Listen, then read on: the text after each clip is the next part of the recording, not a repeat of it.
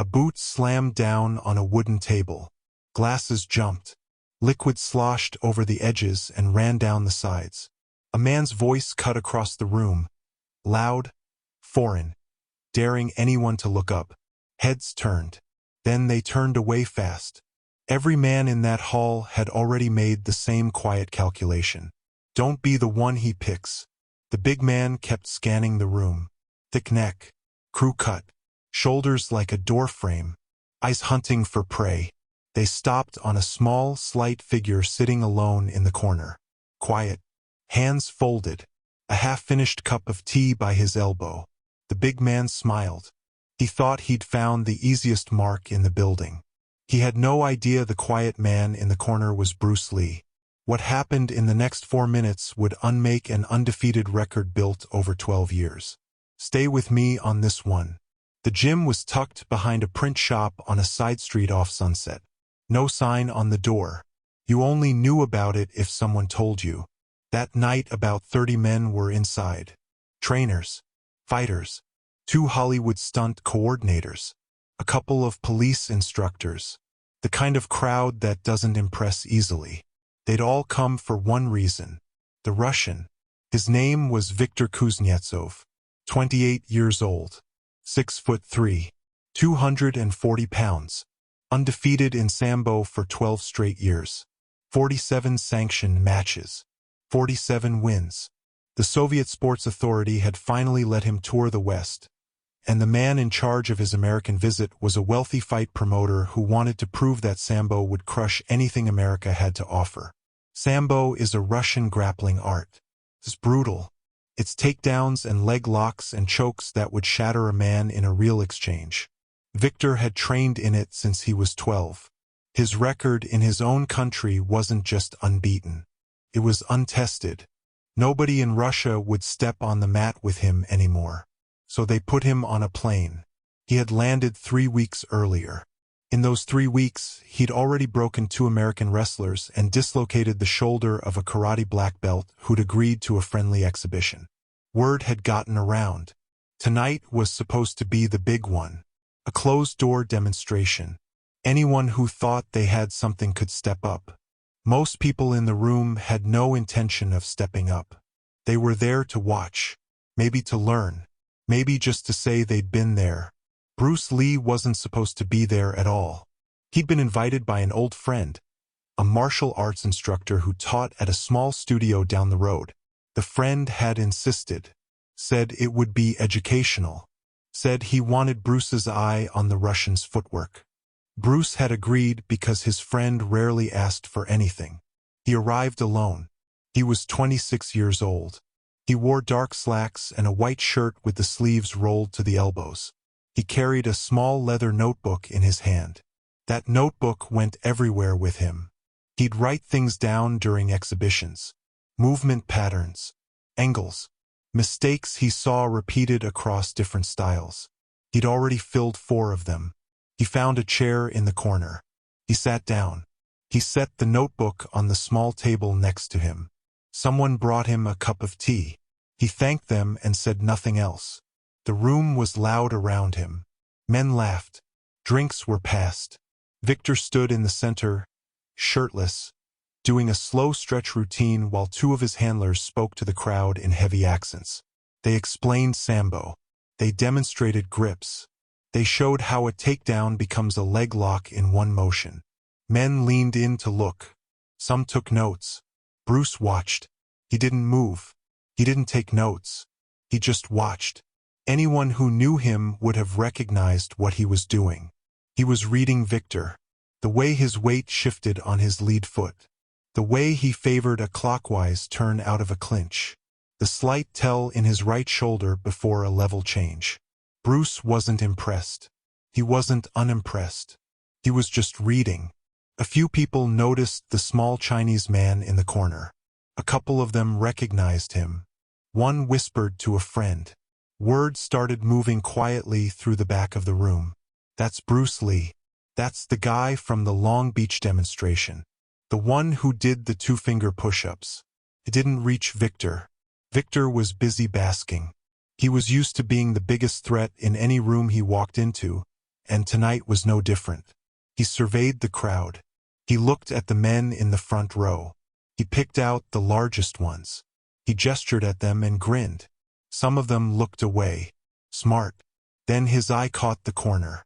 A small, quiet man, sipping tea, holding a notebook, looking like he'd wandered into the wrong building. Victor smiled. He'd just found his volunteer. Victor crossed the room in 5 long strides. The crowd parted instinctively. Some men stepped back without realizing they were doing it. Others stopped talking mid-sentence. Everyone could see where he was heading. Bruce didn't look up at first. He took another small sip of his tea. He set the cup back down. Then he looked up. Calm face. No reaction. Like a man being approached by a waiter. Victor stopped in front of him. He smiled wide. He spoke in heavy English. "You, small man, stand up." Bruce held his eye. He didn't move. "Come. We do small demonstration. Friendly. I show you something. You show me something." A few men in the room laughed. Nervous, sharp laughter. Most of the room had gone quiet. The 2 stunt coordinators had stopped talking. The police instructors leaned forward in their chairs. Bruce spoke. His voice was soft and even. "Thank you. I prefer to watch." Victor's smile widened. "Watch is easy. Easy is for women and children. You are a man. You came to a fight gym. So you fight." Bruce set the notebook down on the table. He folded his hands in his lap. He didn't break eye contact. "I am here to learn, not to perform." Victor turned to the room. He spread his hands wide, like a stage performer feeding a crowd. "This man, this small man, he says he is here to learn. So I will teach him." A few of the front row men laughed harder this time. Victor's 2 handlers chuckled. One of them said something in Russian that made Victor grin even wider. Then Victor did something that changed the temperature of the entire room. He reached down. He picked up Bruce's teacup. He held it up to the light. He turned it slowly between his thumb and finger. Then he poured the tea onto the floor in a slow stream and dropped the cup. It hit the wood and rolled. The room went silent. Bruce didn't move. His face didn't change. But the men who knew him, and there were 3 or 4 in that room who did, felt the air shift. They had seen this exact look before. They had seen what came after it. One of them slowly stood up and started walking toward the door, not because he was leaving, but because he wanted to be standing when it happened. Victor crouched down so his face was level with Bruce's. His breath smelled like vodka and cigarettes. "Small man, get up, or I drag you up." Bruce held still for another 2 seconds. Then he stood. He stood slowly. He didn't take a fighting stance. He didn't roll his shoulders. He didn't crack his knuckles. He just stood up the way a teacher stands up to address a class. He stepped around the table. He walked past Victor toward the open space in the center of the gym. Victor watched him go, grinning, and followed. The host of the evening, the wealthy promoter, saw what was happening and rushed to the center. He raised both hands. "Gentlemen, gentlemen, please. This is a demonstration. Friendly. Controlled." "Yes." He looked at Victor. Victor shrugged and smiled. "Of course. Friendly." He looked at Bruce. Bruce nodded once. The promoter let out a small breath. He stepped back. "A short exchange," he said. "First clear advantage. We stop." "Yes." Bruce nodded again. Victor stretched his arms over his head. He rolled his neck. He shook his hands loose. He grinned at his handlers.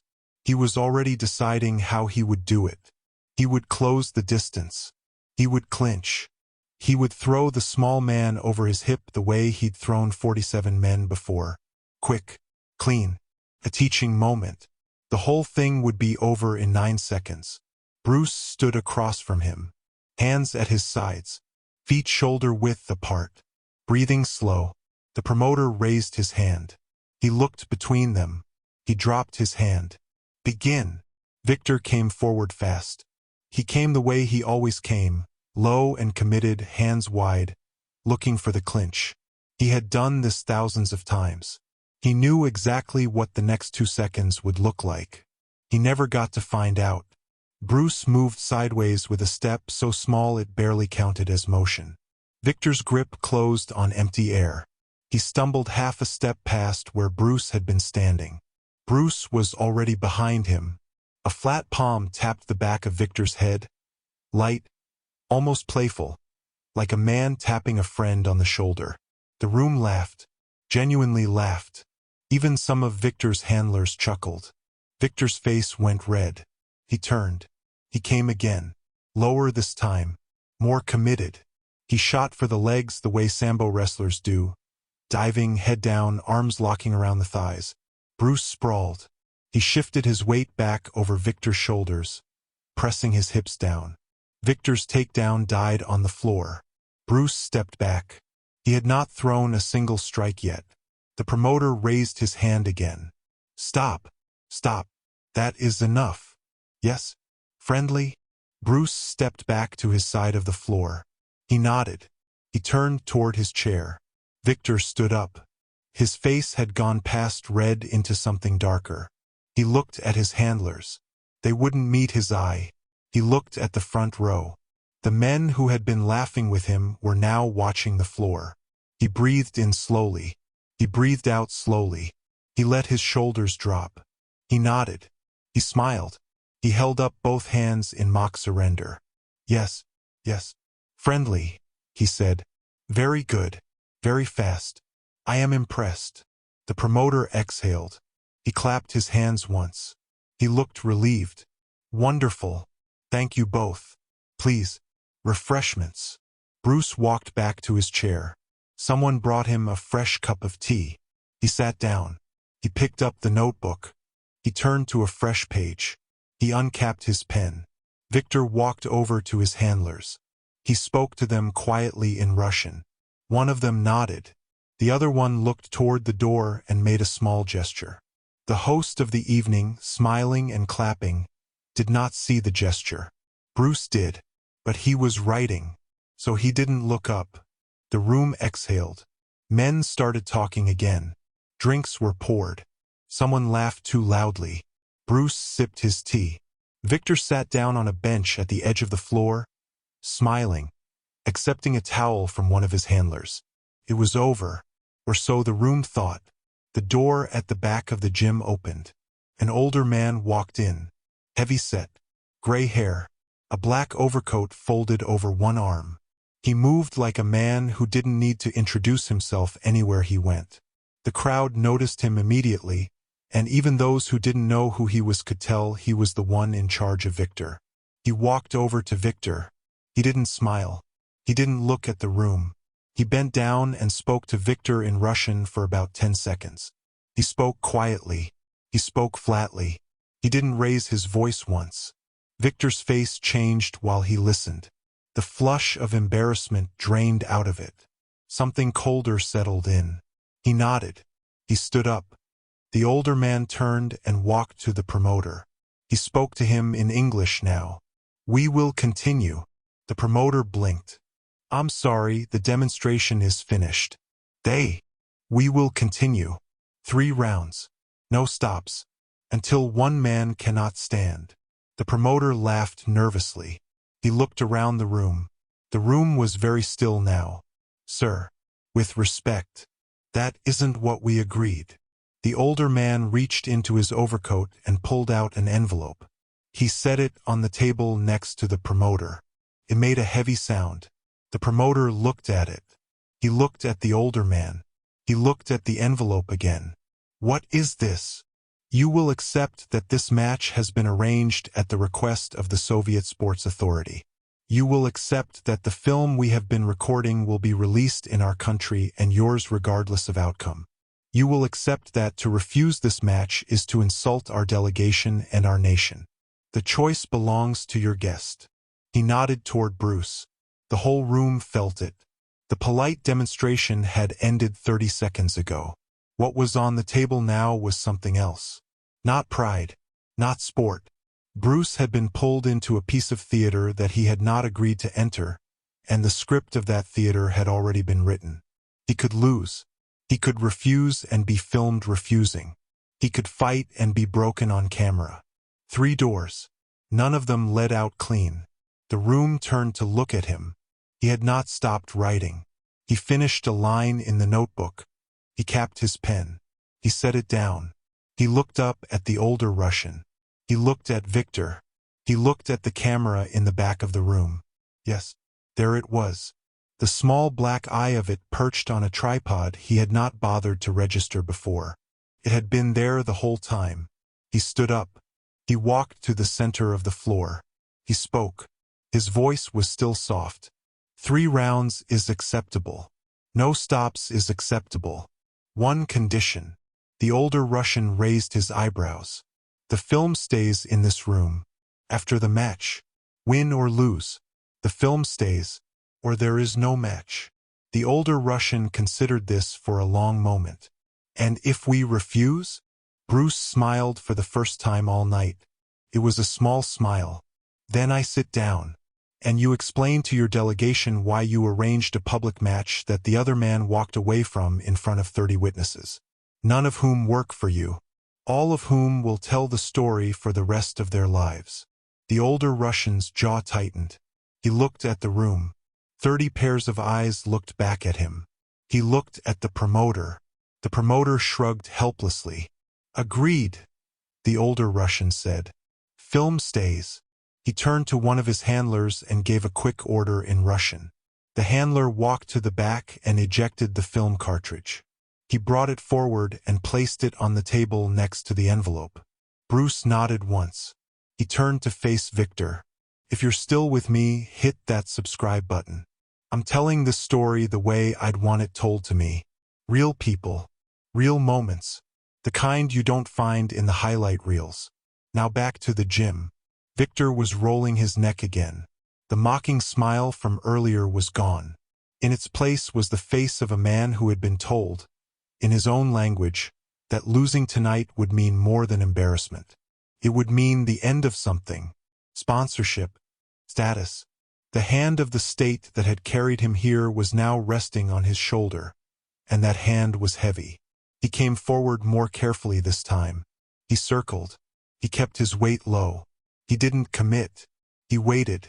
Bruce stood loose. Hands soft. Breathing slow. He watched the lead foot. He watched the right shoulder. He waited. Victor faked a level change. Bruce didn't bite. Victor faked again. Bruce didn't move. Then Victor came in for real. Same shoot as before, head down, arms wide, driving for the hips. But this time he angled. He'd learned. He came in on a 45, looking to underhook one leg and lift. Bruce's left hand met the top of Victor's head as it came in. The fingers spread. The palm pressed down hard. Victor's neck took the weight wrong. His shoulders compressed. His drive stalled at the hips. Bruce's right knee came up. Not hard. Not a finishing blow. Just enough to put the message into Victor's sternum that the next one would not be a knee. Victor disengaged. He stumbled back 2 steps. He coughed once. He straightened up. His face was changing again. He was not winning. He was not going to win. And somewhere underneath the panic of that realization, he was starting to understand something else. The small man in the corner had not been a small man at all. The promoter raised his hand. He dropped it. Round 2. Victor abandoned everything he had been taught about restraint. He came forward as if no rules existed anymore, which technically was true. He threw a wide right hand at Bruce's head. It was a Sambo wrestler's punch, ugly and looping, but he was a 240-pound man, and even an ugly punch from a man like that would put most fighters on the floor. Bruce slipped it. He slipped it by an inch. Not more. The punch went past his ear. Victor's momentum carried his shoulder forward. Bruce stepped through the gap and his right elbow rose, short and quick, and clipped the underside of Victor's jaw. Victor's head snapped back. He stumbled. He didn't fall. Bruce was already disengaging. He had not chased. He stepped back 2 paces and reset. Victor shook his head. He spat. He came again. He had stopped trying to wrestle. He had stopped trying to strike. He was just trying to land something. Anything. He was charging. Bruce slipped, pivoted. 3 exchanges, 3 moments of contact that never quite happened. Each time, Victor was a half-second slower than the man in front of him. Each time, he passed through where Bruce had been an instant before. Each time, a light touch landed somewhere on his body that he didn't see come and didn't see leave. On the 4th exchange, Bruce stopped slipping. Victor came in low. Bruce planted. His lead leg snapped up in a side kick, the one he had been refining for years, the one that no other martial artist in America was throwing the way he threw it. The heel landed flat on Victor's chest. There was a sound like a board breaking. Victor went off his feet. He didn't fly across the room. That happens in movies. What happened in the gym was simpler and uglier. His upper body stopped traveling forward. His legs kept going. He landed flat on his back. The wood floor took the impact and gave it back. The whole room felt the boards shake. The room was silent. Victor did not move for 3 seconds. Then he rolled. He pushed himself up on one elbow. He coughed. He spat again. He stood up. He stood up because there was a camera. He stood up because there was an old man with gray hair and a heavy overcoat watching from the back of the room. He stood up because he could not lie down. But he stood up the way a man stands up when he has nothing left. His handlers moved toward the floor. The older Russian raised a hand. They stopped. He wanted them to see this through. Round 3. Victor came forward one more time. Slower. Hands up. Trying to remember training he had not needed for years. Bruce watched him come. Bruce had a choice to make in this moment, and the room could feel him making it. He could end Victor. He could put him down so completely that the man would have to be carried out. He could give the camera a clip that would have to be hidden in a vault for 50 years and would still leak out someday. Or he could give Victor a way to finish standing. He chose the second one. He let Victor close the distance. He let Victor come into a clinch he had never let him have. The big arms wrapped around his torso. Victor lifted. For a single second, the gym thought it might see Bruce thrown. Didn't. Bruce's hips dropped. His base went low. His right hand slid behind Victor's neck. His left hand caught the inside of Victor's elbow. He pivoted on the lead foot. Victor went sideways instead of up. Bruce stepped through, rotated, and laid him down on the wood. It was not a Sambo throw. It was not a judo throw. It was something Bruce had built himself from pieces of a dozen styles. The Russians had never seen anything like it. Their notebooks would not have a name for what had just happened. Victor landed on his back for the second time in 3 minutes. Bruce was already stepping off. He was already walking away. He was halfway to his chair before Victor sat up. The room did not cheer. The room did not gasp. The room went perfectly still. Nobody knew what the protocol was. Nobody had ever been in this room before. Nobody had ever seen the undefeated man broken in front of his own handlers by a man who had not raised his voice once. The promoter walked to the center of the floor. He looked at Victor. Victor was on his knees now, breathing hard, blood at the corner of his mouth.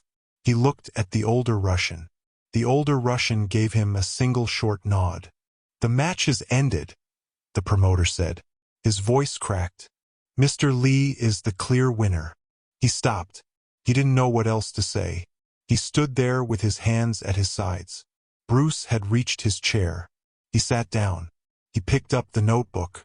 He turned to a new page. He uncapped his pen. He began writing.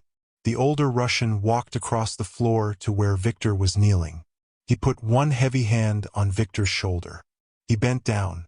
He said something quiet into Victor's ear. Then he straightened up. He walked over to the table.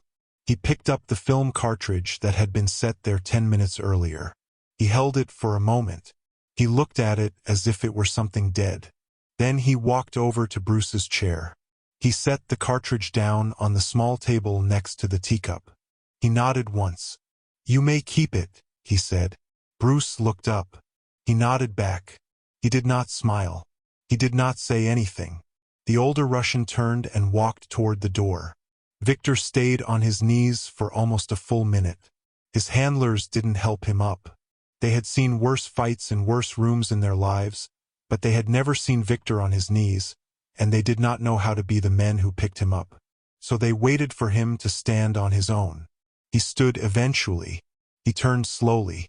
He walked toward the door without looking at the camera, the promoter, the front row, or the small man in the corner. He walked the way a man walks when he is calculating exactly how long it will be before he can be alone. The door closed behind him. The older Russian was already gone. The handlers followed. The film cartridge sat on the small table next to Bruce's notebook. The room exhaled. It was the kind of exhale that comes out of 30 men at the same time, and it carries a sound you don't hear in normal life. Half a laugh, half a sigh. The release of held breath that had been held for longer than anyone had realized. The promoter walked over to Bruce. He was wringing his hands. He was sweating. He bent down close. "Mr. Lee, I am so sorry. I had no idea. I did not arrange. I would never have." Bruce held up a hand. "It is finished. There is nothing to apologize for." The promoter looked at him with something close to disbelief. "You knew, didn't you? When their man came in, you knew what they were going to do." Bruce considered the question. He gave a small nod. "I knew when he poured the tea on the floor." The promoter blinked. "You knew from a teacup. A man who pours another man's tea on the floor is not coming for a demonstration. The rest was a question of when, not a question of what." The promoter sat down on the chair next to him. He didn't say anything for a while. Then he laughed. He laughed for too long, the way men laugh when their nerves have been holding tight for an hour and finally let go. Bruce went back to his writing. One by one, the men in the room began to drift over. Not all of them. Some of them stayed back. Some of them weren't sure yet whether they were allowed to approach. But the ones who did came quietly. They stood near the chair. They didn't speak at first. Then one of them, one of the police instructors, a thick-set man in a wrinkled jacket, cleared his throat. "Sir, may I ask you something?" Bruce looked up. He nodded. "That throw, at the end. I have never seen that throw. What was it?" Bruce thought for a moment. It was not a throw with a name. It was the answer to his question. He asked one question with his body. I gave him one answer. The answer did not need to come from any one school. The instructor nodded slowly. He didn't fully understand. He would understand later, when he tried to teach it to his students and discovered that what he had seen was not a technique but a way of seeing.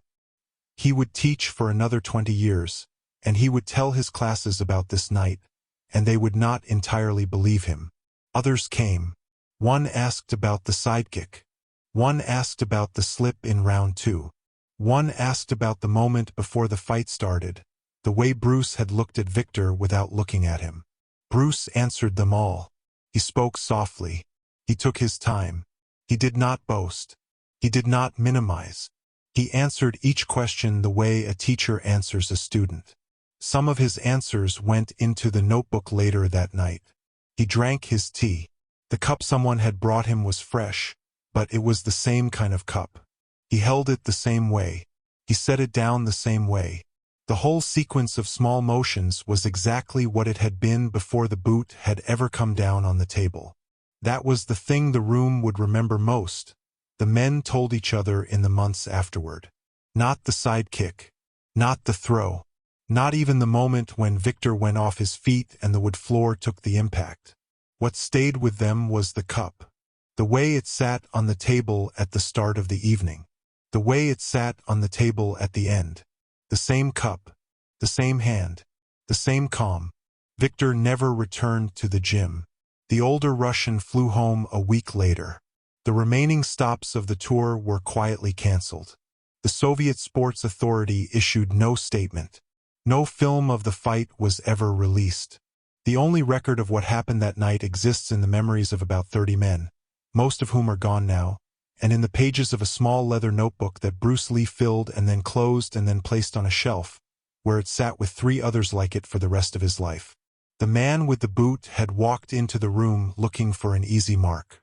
He had picked the quiet one because quiet looked like weakness to him. He spent the next 12 years of his life trying to understand what he had actually picked, and he died an old man without ever quite arriving at the answer. The quiet man in the corner had not been weak. He had been contained. That is the part most people get wrong about stillness. It is not the absence of force. It is the presence of force that does not need to announce itself. Sometimes the most dangerous man in any room is the one drinking tea.